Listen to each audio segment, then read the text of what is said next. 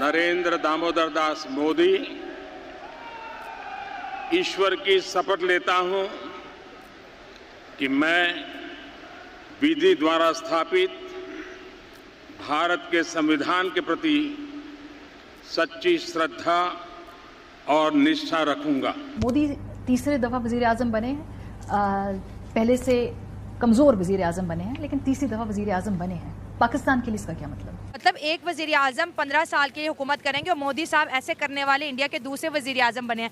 15 साल एक ही शख्सियत हुकूमत कर रही है, इस ख्याल को क्योंकि हम कभी नहीं सोच सकते। सबसे बड़ी ताकत और सबसे बड़ा जज्बा जो है वो कलमा तैयबा है। जब हमने कलमा पढ़ लिया तो हमने ना मौत से डरना है, ना जिहाद से डरना है, किसी चीज से भी नहीं डरना। और अब आपको बताएं कि इंतखाबात जीतने के लिए मोदी सरकार का झूठ और प्रोपेगेंडे का सहारा, तीसरी बार इख्तिदार के हुसूल के लिए मोदी ने एड़ी चोटी का जोर लगा दिया। मोदी को तो वैसे भी नहीं रहना चाहिए। वहाँ की आवाम नहीं खुश है, वहाँ की आवाम ही चाहती है कि भाई ये मोदी जाए, जान छुटे, और ये मोदी ने तो काम ही खराब किया हुआ है। मोदी की जो अभी पोजीशन है वो बहुत ज़्यादा वीक है, क्योंकि उसने अलायंस बनाया है बाकी गवर्नमेंट से।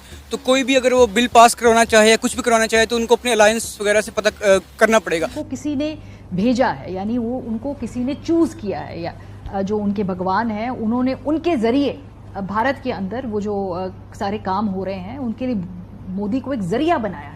दुनिया भर के बड़े बड़े लीडर को इस ओथ सेरेमनी में इनवाइट किया गया है। हम बड़े खुश हैं, नरेंद्र मोदी की जो है वो उसकी मेजॉरिटी में कमी आई है। मैं नहीं समझता कि नरेंद्र मोदी की वजह से लोग आ रहे हैं। ये इंडिया का अपना कॉन्स्टिट्यूशन और उनकी जो स्ट्रक्चर है वो उसकी डेवलपमेंट्स की वजह से वो आ रहे हैं। जितने भी न्यूज़ चैनल थे भारत से लेके पाकिस्तान तक अलग अलग तरह के अटकलें लगाए जा रहे थे कि कभी नीतीश जी पलट जाएंगे तो कभी नायडू जी पलट जाएंगे और उनका साथ देंगे, उनके साथ सरकार बना लेंगे। लेकिन जब से संसद में उन्होंने इस बात पे मोहर लगाया है और प्रधानमंत्री को अपना पीएम चुनने का दावा पेश किया है, तब से पूरे पाकिस्तान में खलबली मची हुई है कि जो मैं नहीं चाहता था वो होने जा रहा है। नीतीश कुमार ने पूरी तरह से कन्फर्म कर दिया है कि जैसे मोदी जी काम कर रहे थे वैसे ही करेंगे, मेरा इसमें कोई हस्तक्षेप नहीं होगा। उल्टा उन्होंने बोला है कि जो ये हमें बोलेंगे उसी के अनुसार हम काम करेंगे। देखिए इस वीडियो में पाकिस्तानियों की बौखलाहट। एक क्वेश्चन ये है कि पाकिस्तान क्या एक्सपेक्ट करता है भारत के वजीर आजम नरेंद्र मोदी और उनकी सरकार से। हम बड़े खुश हैं, नरेंद्र मोदी की जो है वो उसकी मेजॉरिटी में कमी आई है। 246 सीट इंडिया के अंदर से लेना कोई आसान काम नहीं है। ये इसको इस पर ऐसे ना देखा जाए। कांग्रेस ने तो मेरा ख्याल है पिछले 3 इलेक्शनों में इतनी सीटें मिला के नहीं ली जितनी नरेंद्र मोदी अकेला 2024 में और बीजेपी ले गई है।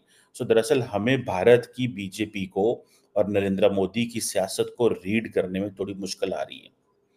हमारे एक है जज्बात और एक है रियलिटी। जज्बात ये हो सकता है नरेंद्र मोदी पावर में ना आए, लेकिन रियलिटी इंडिया के अंदर कुछ और है जिसको हम, क्योंकि ऊपर जो हमारे वो जो चीज चढ़ जाती है वो हमारे जज्बात आ जाते हैं, और जज्बात जो हैं उसके से आपने एनालिसिस नहीं करना, आपने एनालिसिस करना है on the basis of the ground reality. मैं नरेंद्र मोदी को आज भी देखता हूं कि वो 2034 तक 34 तक प्राइम मिनिस्टर है। पाकिस्तान की रियासत ये समझती है कि क्या करें, ये नरेंद्र मोदी का जो बिहेवियर है इसको कैसे मोल्ड किया जा सकता है। मेरा ख्याल है ये जो नरेंद्र मोदी का बिहेवियर है इसको शेप करने में हमारा ही किरदार है। हमने पहली बात है एक तो बात नहीं की, फिर हम एक टफ लाइन लेते रहे, फिर दूसरा हम समझते हैं कि हर वजीर आजम को भारत के को वैसे ट्रीट करो। देखें अटल बिहारी वाजपेयी को आपने ट्रीट कर लिया, आपने राहुल वो क्या नाम है उनका मनमोहन सिंह साहब को ट्रीट कर लिया जैसे जैसे आपका दिल था, इसको ट्रीट किया, ये उल्टा पड़ गया आपको। इसने कहा नहीं भाई बस मैं आपसे बात ही नहीं करूंगा। आपकी सबसे बड़ी सजा ये है कि आपसे बात ही ना की जाए। This is what he is saying. Modi को तो वैसे भी नहीं रहना चाहिए। वहाँ की आवाम नहीं खुश है, वहाँ की आवाम ही चाहती है कि भाई ये मोदी जाए, जान छुटे, और ये मोदी ने तो काम ही खराब किया हुआ है। ये आवाम तीसरी दफा उनको प्राइम मिनिस्टर बना गई है। आवाम ने नहीं बनाया, वो खुद ही बन जाते हैं। कैसे? बस वो खुद ही डब्बे खुद ही भर लेते हैं अपने टोकन से। नहीं ऐसे चलता, उनकी डेमोक्रेसी डेमोक्रेटिक कंट्री है। यूएस ने अपना ऑब्जर्वर तक नहीं वहां पर भेजा था। उनका कहना था कि यहाँ पर अच्छे तरीके से ही इलेक्शंस कंडक्ट होते हैं।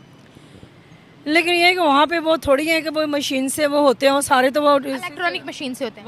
वहाँ है फिर वहाँ पे ये वाला चक्कर नहीं है, डब्बे शब्बे नहीं खुलते उधर? बस वो फिर वहाँ पे उनका अपना ही राज है। कैसे अपना राज है? बस वो वहाँ पे कर करा के वो खुद ही कर लेते हैं ये लोग वहाँ क्या पे। कर कर आके कर लेते हैं, जरा थोड़ा बताए तो सही। पैसे दे के आ जाते हैं। पैसे किसको पैसे देकर? और ये जो इलेक्शन कमीशन जो उनके होते हैं वहाँ पे अच्छा, इलेक्शन कमीशन बिक जाते हैं। बिक जाते पूरी दुनिया अंधी है। जैसे हमारे पाकिस्तान में इलेक्शन कमीशन बिक गया था। इंडिया में एक बार फिर से नरेंद्र मोदी साहब की हुकूमत आ गई है। तीसरा टेन्योर एक बार फिर से नरेंद्र मोदी का होगा। 8 जून को उनकी ओथ सेरेमनी है। दुनिया भर के लीडर इस सेरेमनी को अटेंड करने के लिए आ रहे हैं। क्या कहना चाहेंगे इस पर? मैम सबसे पहले तो मैं ये कहना चाहूँगा कि जिस तरह उन्होंने पहले तकब्बराना तरीके से ये कहा था कि हमारी 400 सीट्स आएंगी और इस बार उनकी सीट्स बहुत ही कम आई हैं। 300 के राउंड अबाउट आएंगे। 300 के राउंड। उसके बाद उन्होंने अलायंस करके अपनी जो गवर्नमेंट बनाई है बिल्कुल ही बहुत ही एक कह सकते हैं कि वीक गवर्नमेंट है। अच्छा। तो सबसे ज़्यादा क्रेडिट एक ऐसे यूट्यूबर को जाता है, इसका नाम ध्रुव राठी है। अच्छा। उस बंदे ने अपनी मोटिवेशन से पूरी इंडिया को उसने ऐसा एक जिस तरह के पाकिस्तान में आवाम को शऊर आया है, उनको पता लगा है कि ये पार्टी जो सी है किसने धोखेबाज है। इसी तरह ध्रुव राठी ने एक बिल्कुल ही हिस्ट्री चेंज करके रख दिया। उसकी वजह से नरेंद्र मोदी को बहुत बड़ा शौक लगा है, जिसकी वजह से उसकी सीट्स बहुत ज़्यादा कम आई हैं। तो सबसे पहले क्रेडिट तो हमें उसको देना चाहिए जिसने अवेयरनेस फैलाई है सारी। दूसरा ये कि अब नरेंद्र मोदी की जो अभी पोजीशन है वो बहुत ज़्यादा वीक है, क्योंकि उसने अलायंस बनाया है बाकी गवर्नमेंट से। तो कोई भी अगर वो बिल पास करवाना चाहे या कुछ भी करवाना चाहे तो उनको अपने अलायंस वगैरह से पता करना पड़ेगा। तो मतलब ये है कि अभी जो उनकी हुकूमत की जो अभी फ़िलहाल जो स्नैरियो है वो बहुत ज़्यादा वीक है, और जो उनके क्लेम्स से और जो उनकी जो उन्होंने क्लेम किया था कि हम ये कर देंगे उसके मुताबिक कुछ भी नहीं हुआ, और इनको एकदम से एक सरप्राइज़ एक शॉक मिला और ये हमारे खिते के लिए बहुत ज़रूरी है, क्योंकि वो एक ऐसा आप कह सकते हैं कि एक एथनिक क्लिनजिंग पे वो बिलीव करता है।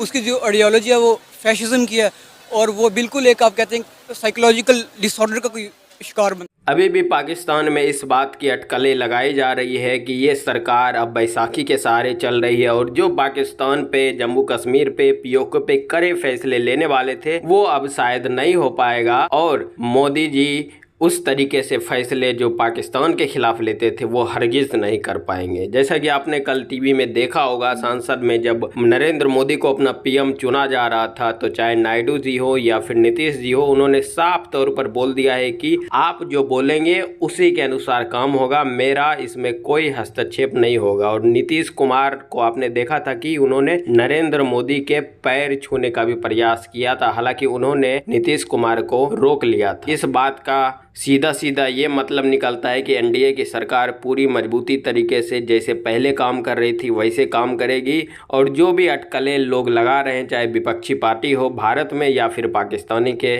उसके सभी मंसूबे पे पानी फिरने वाले हैं। आप इस वीडियो पे क्या बोलना चाहते हैं नीचे कमेंट करके बस बताइएगा। चलिए मिलते हैं आपसे अगली वीडियो में। जय श्री राम।